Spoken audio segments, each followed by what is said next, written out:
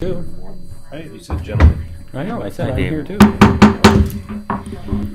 Yeah, it's 5:30. Time to call our joint meeting to order, the City Council and the County Commission. I see the county has a quorum. And Carl, roll call for us, please. Councilmember Remley. Here. Ronayne. Here. Lunsman. Here. Slate Hansen. Johnson. Here. Bunceness. Here. Olson. Here. Rux. Here. Mayor Leeson. Here, we'll say the pledge together. I pledge allegiance to the flag of the United States of America and to the republic for which it stands, one nation, under God, indivisible, with liberty and justice for all. We got just one item presented for possible first reading, a city and county zoning change for the city. It's Ordinance 180402. Brent? This property is located at 3060 and 3112 Dakota Street North. They're requesting a rezone from low-density residential district, mini-ag district, and ag district to mini-ag. And the request for the zoning is in order to get rid of the split zoning on all the property. This is approved by Planning Commission last week. Staff recommends approval. Move approval. Second. Motion Rux and second by Johnson. Any questions from council members? Roll call then, please, Carl. Councilmember Remley. Aye. Ronayne. Aye. Lunsman. Aye. Johnson. Aye. Bunceness. Aye. Olson. Aye. Rux. Aye. Mayor Leeson. Aye, motion carries the city. Rachel? He's also got a forum, ordinance 475. Second. Moved by Sutton, seconded by Hanson. Any questions, comments? All in favor say aye. Aye. Opposed, nay. Motion carries. Entertain a motion to adjourn. Moved by Hanson, seconded by Sutton. All in favor say aye. Aye. Opposed, nay. Motion carries. Thank you, guys. Thank you. See you next week. Thank you. All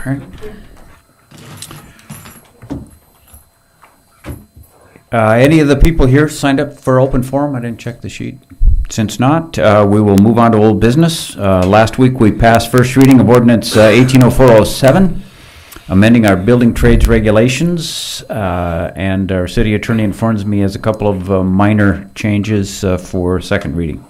To begin with, I'd also like to inform the council that I did receive a comment this week, and I wanted to clarify with the council that it's our intention with these changes to simply clarify the ordinance, that we're really not changing anything substantively from the existing ordinance, but we do want to make it clear as to the impact and the interpretation of acting as your own contractor. So I did want to make sure that the council was aware of that, and that was the commentary that I had this week with a resident of the city.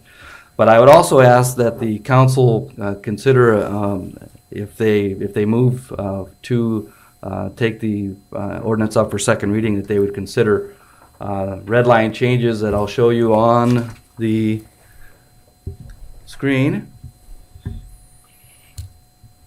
This will take about 30 seconds. Okay. Okay.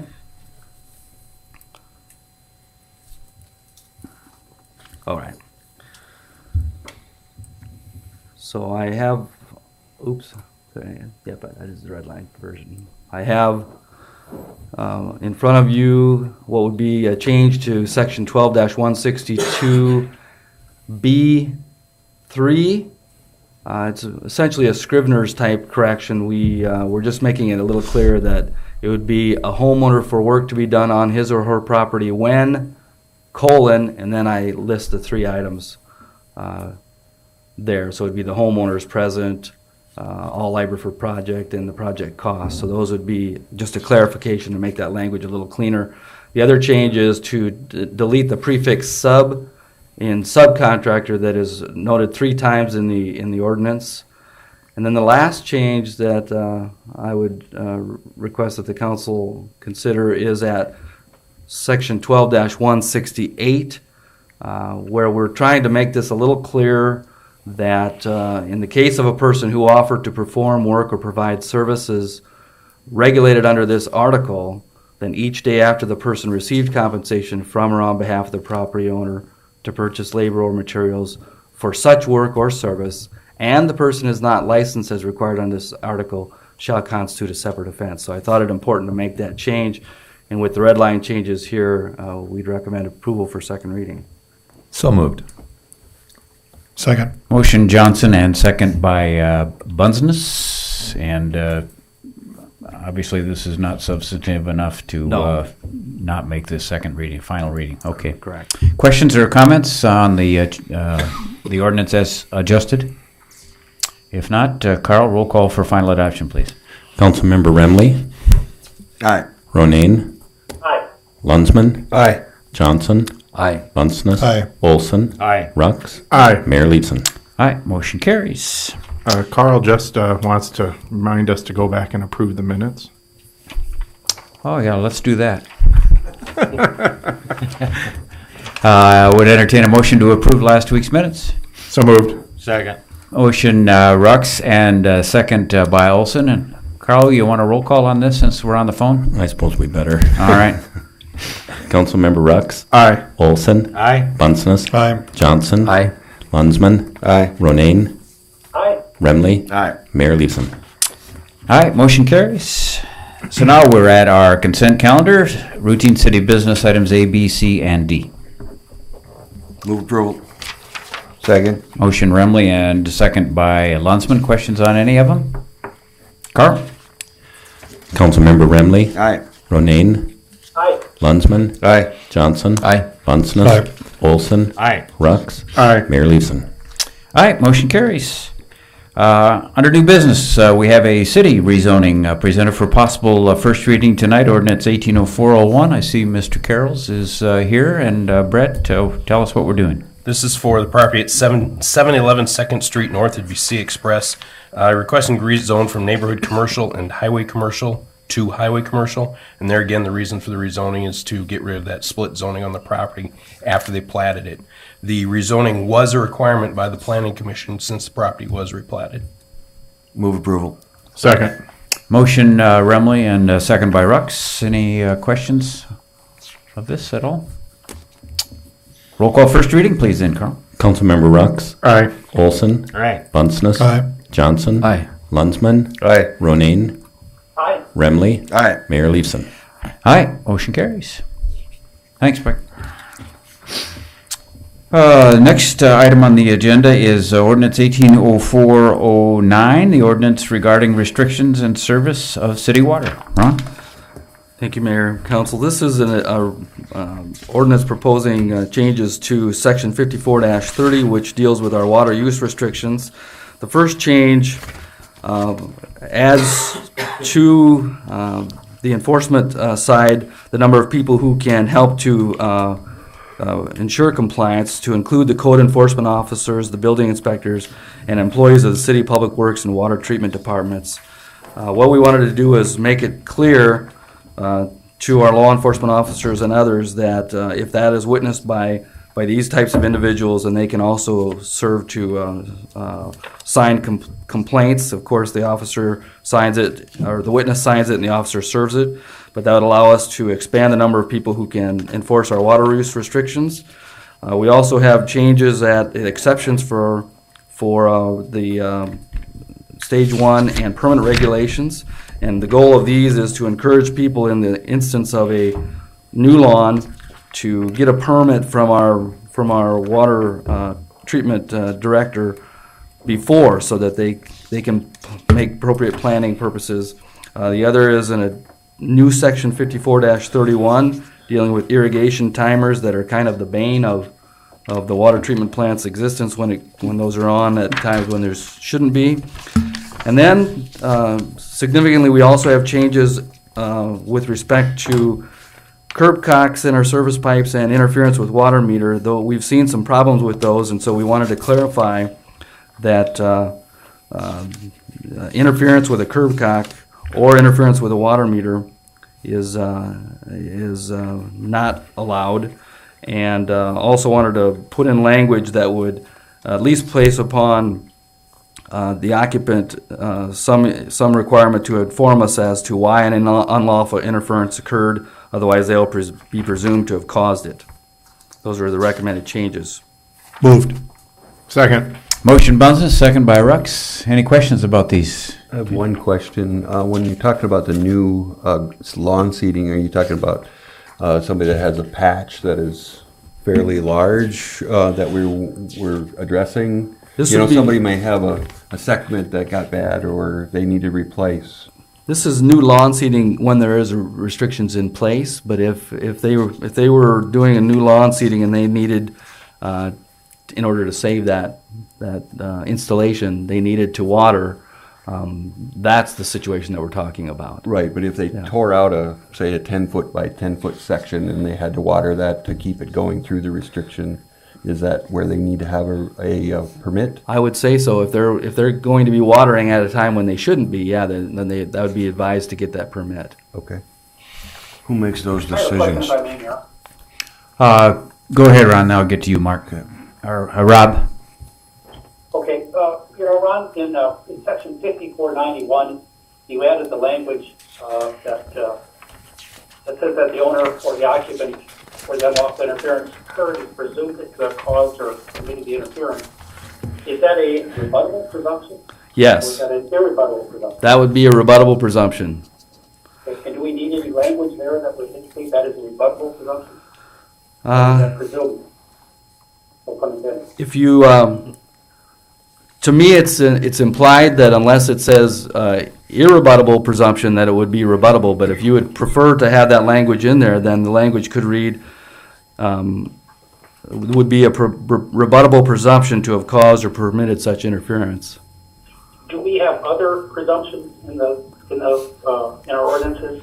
We do. I recall seeing that language sprinkled throughout our ordinances, and I'm not sure if the word rebuttable would preface all those. I'm not sure, but from a legal standpoint, unless it's irrebuttable, I would take the position that it's always rebuttable. In fact, I don't know that you can have an irrebuttable presumption with respect to our ordinance violations. Yeah, and I think that's probably right. Maybe perhaps I'll take a look over the next week to see if that's consistent with our other presumptions. And that is lawyer speak. No doubt. We'd all assumed that. Yeah. Mark? Had an incident a couple of years ago. A constituent called for permission to water when there was restrictions on, and he had to wait for the water superintendent to come and check it out and see. And she made the decision that no, he doesn't need to water because his lawn is getting started, but it wasn't. I mean, it still needed water according to him. And so, what is that? Is that a rebuttal or irrebuttable, or did he? Because she refused. She declined to let him water. I have Bob here. I don't know if, Bob, you would have any familiarity with that. That probably would have been before me. That was before Yeah, you. That but it- was Janelle. Yeah. Yes. Yeah. But I can tell you that if the restrictions are in place, then I suppose that part of that determination has to do with what conditions the water treatment director is dealing with. And maybe that was the reason why she denied the watering. Maybe it was just, Well, it didn't work because he just watered anyway. I mean, So, he just I watered. think maybe Mark's wondering too, did this person have any recourse to a refusal by one person? Yeah. not as we see in the current Okay. ordinance scheme. Okay. So if he was denied that, he should have just not watered, and he wouldn't not got in trouble. But he did anyway, and he didn't get caught. So it's one of those things. So he didn't get in trouble. Can you give us names and addresses? So Will, Okay, so what was the answer? I mean, he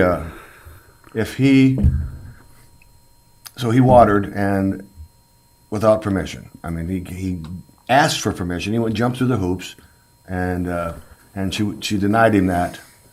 So, is that your decision? I mean, is that the water superintendent's decision? Ultimately, it is. He So this shouldn't have doesn't watered. change anything. Yeah, if I can add it, it doesn't appear to me, and you're throwing me quickly on this, but there's not a provision in here to appeal that kind of the restrictions are in place. Yeah. Nobody can water. Okay. You might ask somebody, can I water? And if they say no, there's nothing in here that says, well, I have a right to appeal that. Everybody in the city is under the same restriction. Okay. So we're just left to trust the water superintendent to make that decision, and that, When they make that initial declaration of a Yes. stage 1 regulation or a stage 2 regulation, Yeah. yeah. okay. Okay. Do we recall history here to know when the last time a Stage 2 regulation was imposed? We have not imposed it upon the public for probably a decade, but internally, we had a situation last year where we lost a pump and we asked Parks and Rec to hold back from irrigation until the pump was put back into service. I don't even, I've been here 14 years, Robin. I don't recall. You may go all the way back to the early 90s. Yeah. 91, I think, might have been the last. I want to say when I was in high school, there was a time when. But we could have had a time last year if that pump had been replaced as quickly as it was. Yeah. And we've added some significant industrial demands on the water that we haven't had in the past too. So. Oh, yes. So. More important than ever to abide by the ordinance. Any other questions on the motion to approve first reading of the ordinance? Carl? Councilmember Remley. Aye. Ronayne. Aye. Lunsman. Aye. Johnson. Aye. Bunceness. Aye. Olson. Aye. Rux. Aye. Mayor Leveson. Aye, motion carries. Thanks, we're counting on your reasonable reaction to requests. Thank you. All right. Item C, a request, this is the appointed time for hearing an application for one day on-sale liquor license for Hub Area Habitat for Humanity event at Wiley Pavilion on May the 5th. Move approval. Second. Motion Remley and second by Lunsman. All in favor, say it. Whoop. Carl? Councilmember Rux. Aye. Olson. Aye. Bunceness. Aye. Johnson. Aye. Lunsman. Aye. Ronayne. Aye. Remley. Aye. Mayor Leveson. All right, motion carries. I have a long list of bills presented for payment tonight. Northwest Energy Utilities, $24,193. Bid disbursement of $645, the Business Improvement District. Payment to Midwest Pump and Tank Parts for the fuel delivery system for Ride Line, $672. Northern Valley phone and internet charges, $495. March after-hour ticket fees to Ride Line, $123 paid to Aberdeen Taxi, and $160 to Aberdeen Shuttle. Ride Line payment to Jefferson for March, $1,222. Items for the oil burner for Ride Line, $85. Payment to Master Burn. A recertification payment for K. Bechet to Dakota Transit Association, $125. Pump, thermostat, and radiator payment for Ride Line to Farnham Genuine Parts, $114. And also to Ride Line, water crossover gaskets, $19 to Lust, Stephen Lust. Payment to Crawford Trucks and Equipment for parking brake knob for Ride Line, $9. $101 starter for a bus to Ride Line, Advance Auto Parts. Fuel for ambulances to Fleet Service, $302. Oxygen for ambulances to Matheson, $122. UPS charges, $209. Utility account refunds, $277. Direct Automation LLC services related to water reclamation, $49.31. March occupancy tax for CVB, $21,244. Peggy Batten, a refund to her for expenses to wastewater seminar, $172. James Valley Co-op, skater line payment, $97. Cylinder maintenance related to water reclamation, payment to Praxair Distribution, $298. And a subscription fee for computer services to Physio Control, $818. Move approval. Second. Motion Johnson, second by Olson. Questions on any of those? Carl? Councilmember Remley. Aye. Ronayne. Aye. Lunsman. Aye. Johnson. Aye. Bunceness. Aye. Olson. Aye. Rux. Aye. Mayor Leveson. Aye, motion carries. Lynn? I have no report this evening. Anyone else? Robin, I see that with the work going on the new practice fields, 14th Avenue is there by Dirty Hall and May Overby. That stretch has taken a beating. It is. Both Royal Road and 14th Avenue are seeing some significant damage right now. They are keeping their loads down. We asked them last week when we started seeing the amount of truck traffic that they keep their load limits. You know, we've got the spring load limits on, and they're keeping their loads reduced. However, just the repetitive traffic in the soft conditions is still causing damage. We can expect to have some significant repairs in that area. Trying to isolate it to a couple blocks right now. That's really the intent, or the hope is that we don't have a whole section of town that looks bad. But there's going to be some damage there, and timetable is such that we've been trying to be cooperative with that project as well, because they don't have much time to get their stuff done before the fall of the year. So there's some timing of this that if we could have held them back for a month, it would have probably been better for our roads, but it's not what we're able to do right now. So. Then with water coming out of North Dakota, are we pumping back into the Willow? We started pumping into the Willow today, and there's significant water coming down the Maple River. It's significant going through the Elm River system. They merge right there at the Maple, or at the Willow Dam, basically. So we're pumping in, and we were down, it looked to me to be about 2.5, 3 feet down from full on the Willow. So I hope we're pretty close to full by the time this event is done. Okay. We were talking water distribution. I'm just wondering, are we still allowing property owners to put in irrigation systems in the boulevard areas? Because I know that has created some arguments in the past. The attempt has been to get the installers to put it out of our right-of-way. At this point, there are so many systems that are in there. We're letting them do it, but the property owners are doing it at their own risk. And if there is, like, snow removal damage or things like that, the homeowner is responsible for repairs to that system. Okay. Anything else from anyone? Move to adjourn. Second. Motion Business and second by Johnson. All in favor, say aye. Aye.